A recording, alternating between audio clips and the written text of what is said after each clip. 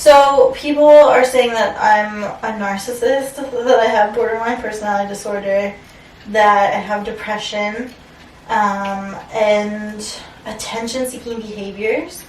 Hey ho, Lydia Duprat here, aka the Hoe Mentor, and I mentor hoes. That's right, hoes! I mentor them. Today, though, I'm the hoe that needs mentoring. I'm going to therapy. I have a therapist. His name is Dr. Yellen. He's known me as a sex worker. He knows me. He knows my story. He knows the whole Brad thing He knows Brad before Brad was a thing. He knows my man. We've done couples therapy together. All right, let's go to therapy. Let's just get it over with. It's only an hour. And as a hoe, I've always said I can do anything for an hour. Let's do it. But you haven't seen me in 2 years, right? It's about. Whenever Brad died, was the last time I came and saw you. Right. So I was so upset that I touched his dead body and no one told me Right. that he died. I just want to know what's wrong with me, because everyone's speculating. And I'm like, none of you are doctors. I mean, first of all, one of the questions is, what are other people seeing? So people are saying that I'm a narcissist, that I have borderline personality disorder, that I have depression, and attention-seeking behaviors, and that's it. Okay. Mostly. So first of all, nobody makes diagnoses or should make diagnoses. A, without being a professional, and B, without personally knowing the person. Right. You don't just like, here's the... You know how the internet is. When we look at that, what is narcissistic personality disorder? Okay, so that means that you think you're better than everybody else, and you're not willing to play by the rules that you demand everybody else play by. So the first part of that is you think you're better than everybody else. No, you don't. That's not you. Yeah, no, I don't.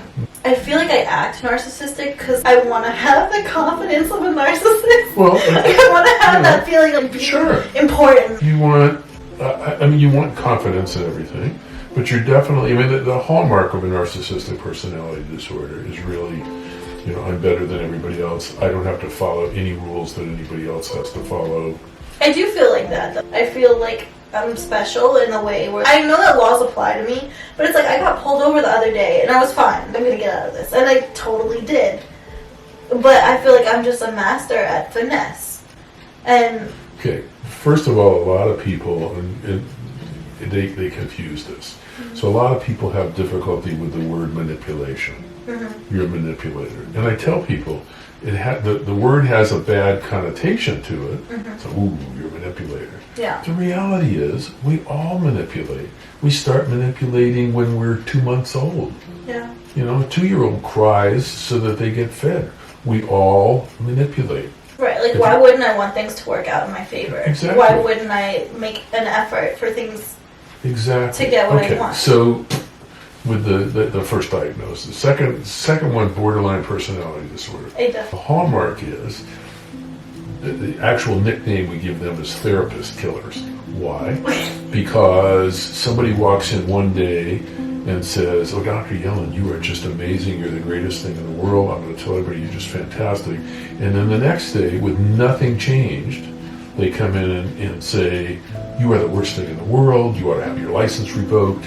There's something wrong with you." And so it's that back and forth, plus with destructive kinds of stuff. You don't tend to do that with people. No, even if I'm mad at them, I'm like, they're you tend to find the good in people. Yeah, but also, I don't want to be abandoned, which is like that's a big that's a whole different issue. Okay. Yeah. Borderline personality disorder, people have a fear of abandonment. Okay, the fear, but yours is reality based. You were abandoned. I was, yeah. And I have such issues with people, even the friends in my life. One of my biggest problems is everyone wants to be my friend, but because they want something out of it. And I noticed that because as soon as people get what they want, which is basically mentorship and information, they drop me. There was this one girl who I really, really thought was my friend. And then I told her that I was having relationship problems, and she completely disappeared. So there's a wonderful quotation, goes something like this, I'll paraphrase it. When you're doing well, you know your friends. When you're not doing well, you really know who your friends are. Yeah. And I mean, I do have a handful of people that I know would do anything for me.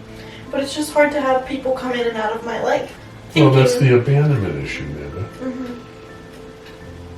You know? That's a scary thing, because once you've gone through that, it's scary, because the idea is who you're constantly thinking who is going to come in and then leave. Think of it like this. I'll give you the analogy. Okay, if you take a small tree that you got from the nursery, and in the front yard you keep the burlap bag around the roots. So the front yard you plant it. Okay, you keep the burlap bag on, and then you go, that ought to go to the backyard. You dig it up, take it to the backyard. Really, nothing happens. Doesn't go in a shot. Second scenario: take that same tree, you get it home, you unwrap the burlap bag, and you plant it, and you let it go for a week. What happens to the roots because the burlap bag is off? They spread and they begin to go out. Okay. Yeah. Now all of a sudden, a week, 2 weeks later, you come and you yank that tree out of the ground. So fucked up. The poor tree. Poor tree. How can they do that? Okay. Well, that's the same thing with a relationship.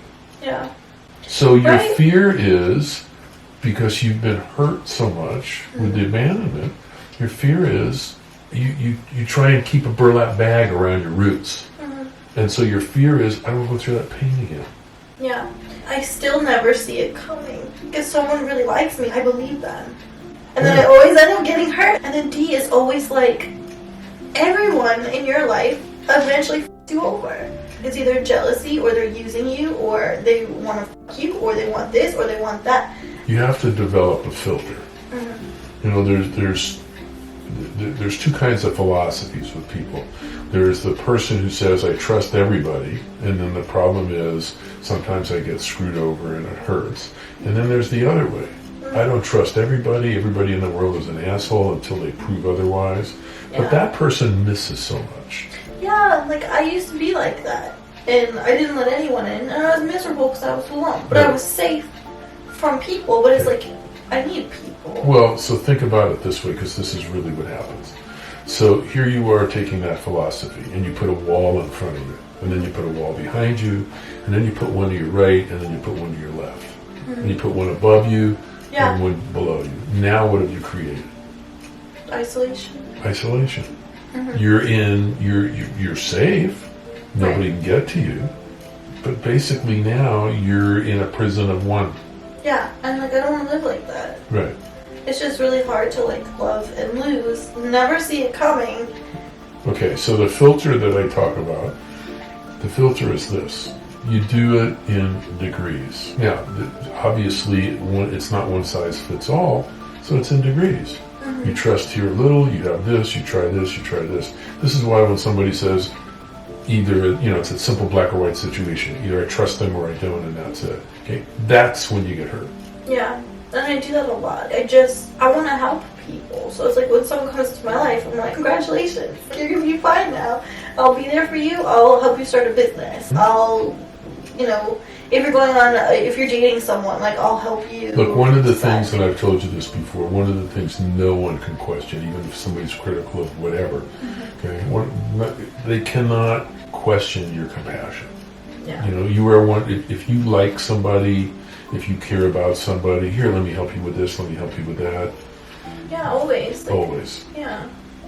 And that's who, at your core, that's who you are. All right, so that's a borderline personality disorder. Okay, what were the other things they were concerned about? Are you attention seeking? Yeah. And what's wrong with that? Right, no, I need attention to work. Also, I like attention. It makes me feel like people care about me. It just helps with me not feeling alone. I just can read comments, or I can start streaming, and there's people that like want to talk to me. I am isolated most of my day because I work from the internet. But it's like I can't remember the last time I felt alone. So I think that's really good. don't make the mistake, and a lot of people do this, it's on the internet. Oh, I have friends on the internet, I have friends. There's a difference, obviously. Yeah, I have a support system. You can be not alone, but be lonely. Yeah. And that's not a good thing. Because I've had that too. Yeah. But it's like, I know there's at least a handful of people. Even the people that were like, maybe you should get into therapy. And I wouldn't have done it unless people were encouraging me and it came from a genuine place. That's a support system. And what's the other one? But we can just cut to the chase. What's actually wrong with me? So you are a wonderfully complex individual. And could we talk about, that you're dyslexic, so we've talked about that. That there's probably some ADD in there, we've talked about that. Oh, I didn't know that. Really? Would you forget? Yeah. I was distracted with my ADD. I probably forgot. So, you have those. I didn't know that. You have the abandonment issue. Yeah. Okay. So there's lots of stuff going on. So depression. Sorry, depression's the last one. And depression. Yeah. Well, yeah, with what you've been through. But the question is, when you talk about depression from a clinical standpoint, there's like major depressive disorder, and here's the difference. With a major depressive disorder, you could have everything in the world perfect, and you'd still be depressed, because a true depressive disorder is a neurochemical problem. It's a brain chemical problem. Okay? Yours is more situational. We call that an adjustment disorder. The depression is secondary to. Okay, it's this other stuff going on. Right. Sure, the abandonment. A symptom of. The abandonment causes depression for people who've been adopted, for people, all kinds of stuff. Okay. Yeah. You were the victim of a molestation. Yeah. Yeah. So that has implications throughout life. What we know is childhood traumas actually cause cell-level changes in the brain. We know that from research. Okay? So all of this stuff, the vast majority of adult psychopathology, problems, the vast majority are caused by childhood traumas. Yeah. And also, I think I have complex PTSD. The other day, Dee and I went to a restaurant, and I got there first. And, he was 10 minutes late, and he came up behind me, touched me on the shoulder, and I screamed. Jumped. I screamed. And I was so embarrassed. He's like, it's me. And I was like, you came up from behind me. I was literally, I screamed. Everyone was like, what the hell? That's your startle reflex. That was developed from years and years and years ago with what happened. So. And I also can't go into crowds. I have a really hard time leaving the house by myself. That's called agoraphobia. Yeah. We could open the diagnostic manual. You could probably close your eyes and go, right there, what is it? But people have been recognizing me a lot. I've had 2 people in 1 week film me. One person was literally following me in their car filming me in a parking lot. And then another person was filming me also in a parking lot. And I'm like, what the hell's wrong with you people? Then even I went to get food, and the drive-thru person was like, I love you. And I was so freaked out. I'm like, what if they did something to my food? It makes me feel so afraid when people feel like they know me, but I don't know them. So it makes me want to go out in public even less. I have to go to the mall today to pick up my computer, and I lost sleep last night knowing that I have to go. Well, again, I go back to, people say, is that normal? Okay? With the exposure that you've had and the traumas that you have, there's a legitimacy behind the paranoia. It's not like, with what you've been through, it's not like, okay, nothing can happen. It's not just simply a figment of your imagination. There's stuff that you've been through, and that causes you to be really hesitant. It's the old thing of, twice, when somebody says twice burned, or, it's the old idea of if something happens to you once, it's one thing, but where's your learning curve that it happens again? So your body and your mind try to defend you. So because these things have happened in your past, you're really on guard. The technical term is hyper-vigilant. So when you go out, you're looking, your eyes are darting around, You're wondering who's coming after you, what's going on. I always have weapons on me. I feel very confident that I will never be murdered. I'm Sicilian. Okay, there's an innate amount of violence in my DNA. That's fine. I don't have a problem with that. A lot of people, I'm not one that says, oh, it should be nonviolent. Mm-hmm. But what I'm saying to you is, in terms of you doing that, there's the reason that you out in public are weary about everybody else. To make the point, bring the point home, your actions are driven by, in real time, what happened to you. These are not just artificial, oh, I invented this in my head and therefore I'm paranoid about everything. These are real events that happened in your life. And so what you're trying to do to the best of your ability is make sure that they don't happen again. What's wrong with that? That's not crazy. I want to have the highest quality of life possible. Okay, you did better, if you remember. You did better when we were working together consistently. Mm-hmm. And then after that, it switched to, I call it crisis intervention. When there was a crisis, then you would, it was like, okay, we'll put out the fire. Yeah, it's been flaming for a while. Okay, so isn't it a whole lot easier just to do some fire prevention? Then continuously, it gets tired. It gets tiring, just, I feel like if I don't acknowledge it, it will just go away. Early adolescence, what you learned at that point is you have to take care of yourself. Yeah. And so you don't like that, and you don't like totally relying on yourself, okay? But you can certainly do it, but you don't like it. And so what happens is you have all these things going on, and like a lot of people, okay, the reality is I have to rely on myself. That's fine. But also, my other patients that come in, okay, people, I serve different purposes. And you know that even with you in session. So, sometimes it's advice, sometimes it's, okay, here's how we're going to problem solve. Sometimes it's just letting you bitch, dump, and complain. It's nice. Is fun. You have a vision, you look at that, expand your vision. Okay, set your goals, set your priorities. Okay, and then be specific about how you want to accomplish those things. I want an estate with 2 houses on it. Mm-hmm. And I want to live in one. And I want 3 houses. I want a house, I want Dee to have a house, and then I want us to have, our house. And so I just feel like we would get along better if we had those things. And then it's like, oh, do you want to have, a romantic night? Let's go to our house. It's never dirty. Okay, so here's what I'm going to tell you. As crazy as this sounds, here's what I'm going to tell you. Okay.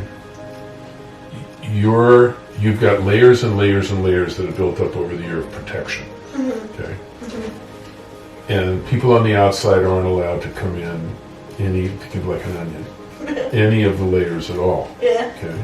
Mm-hmm. You're afraid to let somebody get to the core, because if you want to keep things separate, that's your safety margin. Yeah. So you're afraid, whether it's thee or anybody else, you're afraid to let somebody all the way into the core.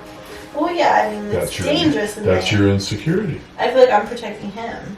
When you look at the long-term relationships, when people who are really solid for decades and decades and decades, okay, that comes from vulnerability. If you really, really, really want to get close, you both have to allow yourself to be totally vulnerable.